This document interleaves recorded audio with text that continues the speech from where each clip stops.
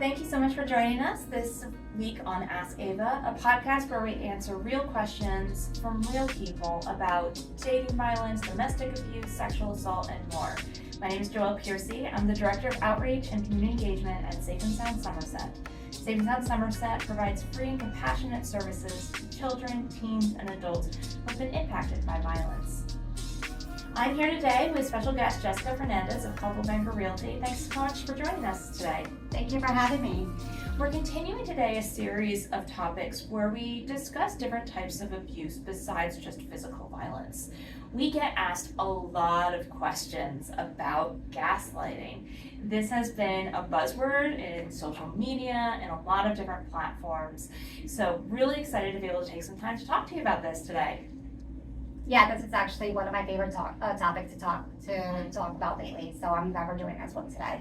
Absolutely. So tell us a little bit, what is gaslighting?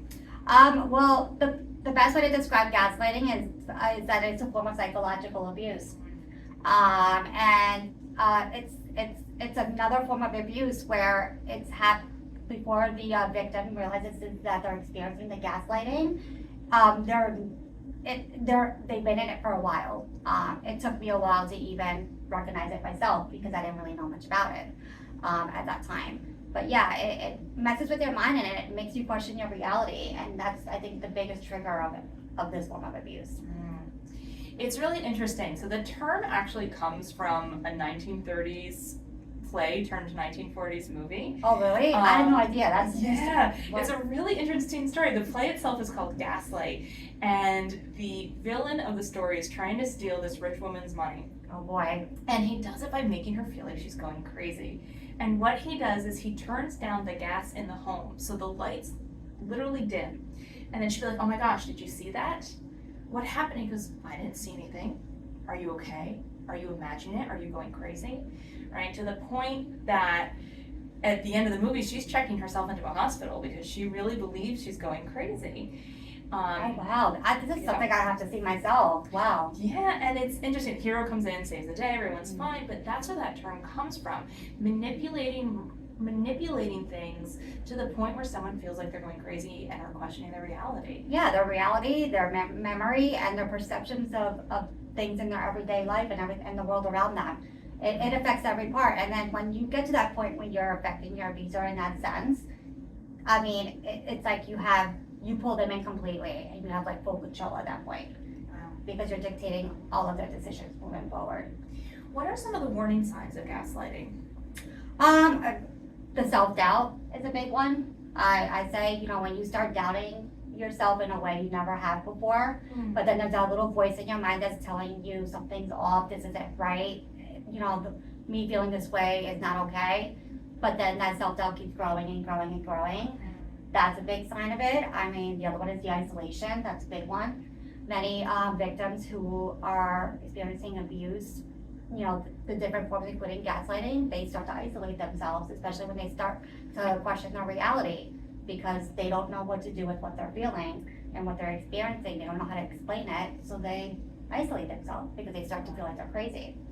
Yeah.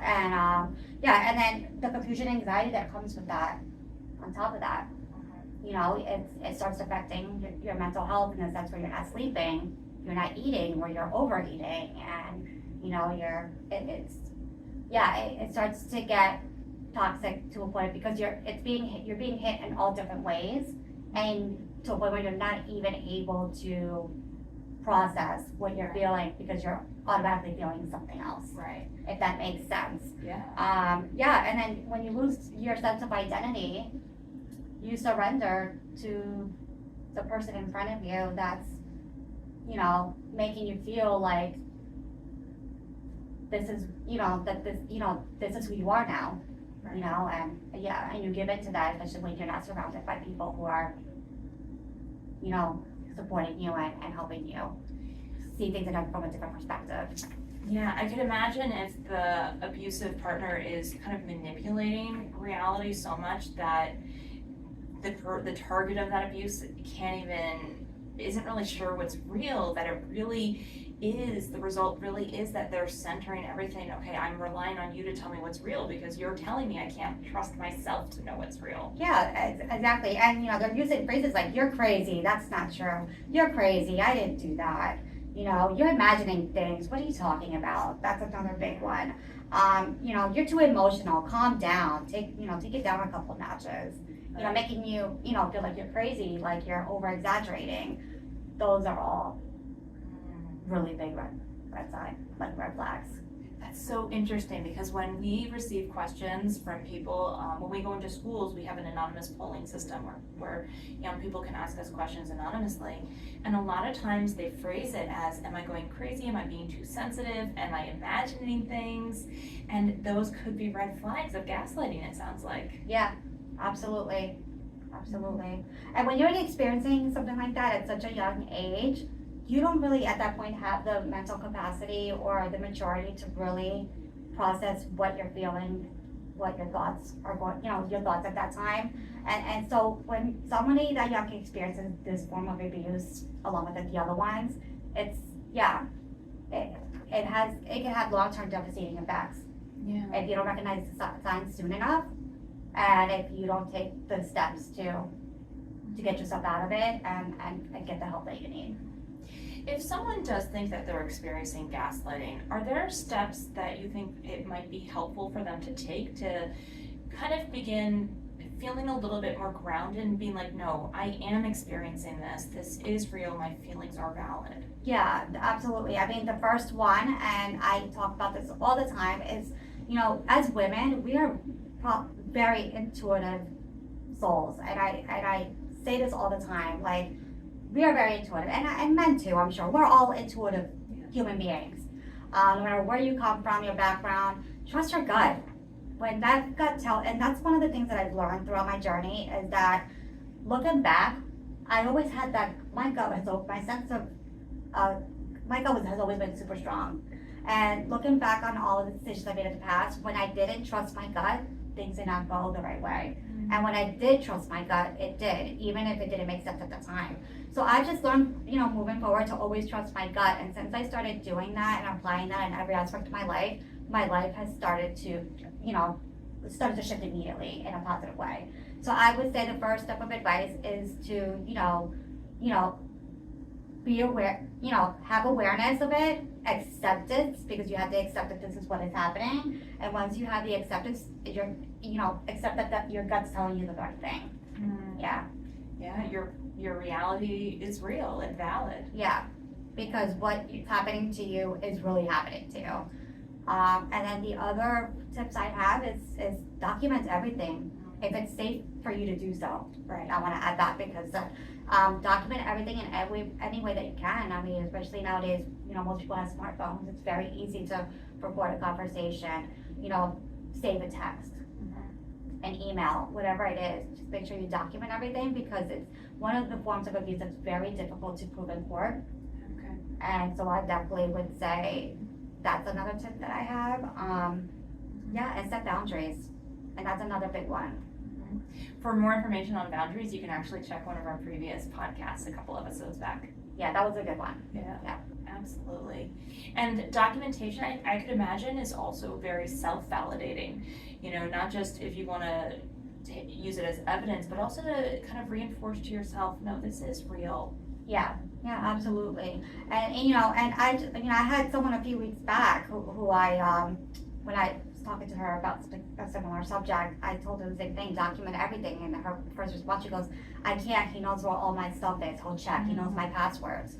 And I said, so I referred her to an online journal that I've been using for years, and they have a free version. I have the free version. I've been using it for years, and I still don't feel like I have to pay for it, but it's very inexpensive if you do pay for the deluxe one. But the free version, it's an online journal. Nobody needs to know about it. It's not an app that you save on your desktop or anything. And you create a new password, and you can keep track of all your documentation there. And she followed my advice. That's exactly what she did. And now she's documenting everything in the secret online journal that she has that he does not know about. Yeah, and Yeah. please know that anybody who thinks they're going through this, you can absolutely call or text our 24/7 hotline at 866-685-1122. They can help with some of that safety planning and that documentation as well. Yeah. Yeah. If you had one last message of hope for someone who is going through gaslighting, what might you say to them? That you're not crazy. Okay, even though the abuser is telling you that you're not quite crazy. And then once you are aware of that, the biggest advice I can give is try not to engage in any arguments as much as you can. Try to avoid them at that point because that's what they want you to do, is engage in their arguments. And, that's how they control you. And yeah, and don't ever question yourself. If your gut's telling you something, it's because, it's true. Well, thank you so much, Jessica, for helping us shine light on this really confusing topic. It is a very confusing topic. We might have to do another episode on this one. Absolutely. Well, thank you so much for being here again. We really value your input and your experience. I appreciate you guys having me. Thank you. Thanks. I hope I'm helping. Absolutely. And thank you for joining us today on Ask Ava. If you or someone you know needs help, you can contact Safe and Sound Somerset on our 24/7 helpline or on our website, www.safe-sound.org. You can also contact the National Domestic Violence Hotline or the Sexual Assault Hotline RAIN. Thank you so much again for joining us, and join us next time at Ask Ava. Bye.